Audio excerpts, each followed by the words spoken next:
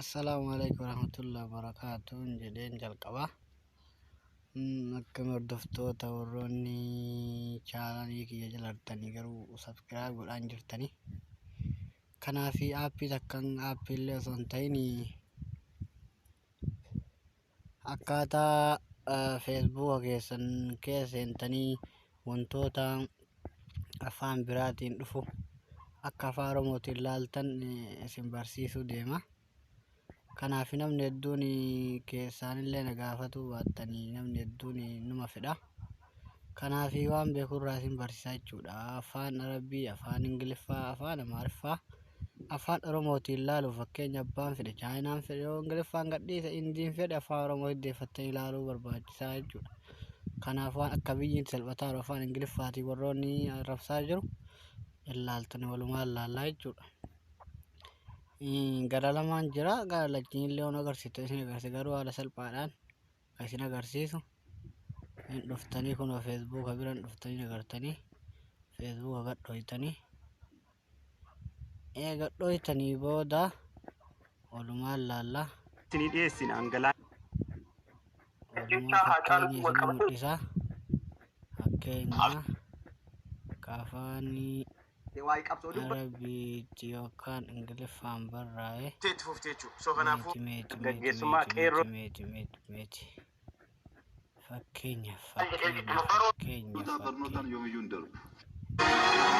maal yookaan agarsiisaa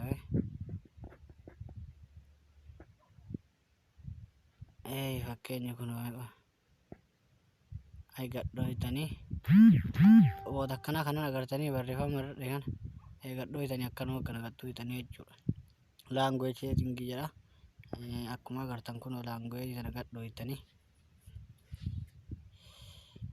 dhabsiisan xiqqoo gadhooytanii booda kun tokkoffamarra jira.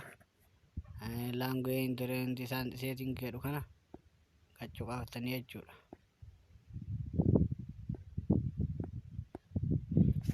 Qacuqaaftanii booda kun afaanonni jira. Awwala Ingiliffarra jira yoo ta'e kiyya afaan Oromoo jira. Olooftanii hinooftanii afaan Oromoo kan jedhu hoytanii afaan Oromoo kana duraan afaan Oromoo irraa qaba. Waan qabuuf gaduma cuqaaftanii raayii deega ta'e booda irraan deebitan jechuudha. Agartanii afaan Oromoo kan jedhu kun agartan itti fakkaata garuu rakkoon qabaatu tuutaanii isa eeggachuu qaaftanii booda raayitii gootanii biraallettan seef kan jedhu kunoo kanaas seef kan jedhu kana gadhooytanii jechuudha. Haala salphaan isinii jijjiirameera jechuudha. Afaan Oromootiin ilaaluu dandeettanii haala salphaadhaa waan akkasitti fakkeenyaa fi amma dabalata isin haa ta'u Arabii yookaan Ingiliffaan barraa'e wayii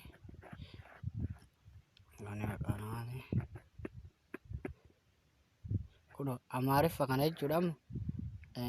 Afaan Oromootiin ilaaluuf amma bootana qacuqaasaa jechuudha. Yoo qacuqaase kun afaan Oromoo hiddeeffadhe jechuudha. Fakkeenyi isaa akkanaa isin amma walumaa galatti hiixuutanii asiin seentanii jechuudha.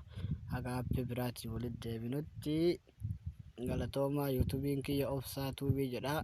Dhaqaatii jala ilaalaa wantoota hedduu gadhiisa waan ta'eef kanaaf laayik godhaa isiniin jedha. Waan barbaadan koomantiin na gaafadhaa.